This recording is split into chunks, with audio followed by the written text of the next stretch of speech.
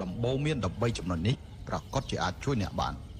1. ធ្វើជាមនុស្សមិនអាចទន់ជ្រាយមិនអាចអត់ទ្រាំគ្រប់រឿងនោះទេមានពេលខ្លះក៏ត្រូវចេះវាយបកវិញដែរជីវិតមនុស្សលើលោកតែងតែមានរឿងខ្លះនិងមនុស្សខ្លះ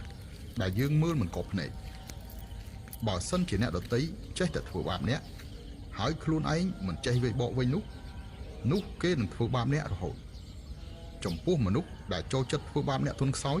ឲ្យតែអ្នកតបតគាត់វិញតែម្ដងលើក្រោយគាត់លែងហ៊ានទៀតហើយ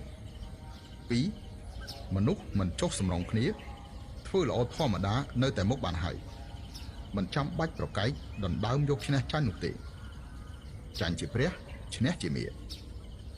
3. ត្រូវទុកសន្លឹកអាត់ចុងក្រោយឲ្យខ្លួនឯងជានិច្ចធ្វើឲ្យខ្លួនឯងនៅរក្សាតម្លៃបានរហូតទើបអ្នកមិនត្រូវបានគេទាត់ចោល 4. មិនចាំបាច់ហៅ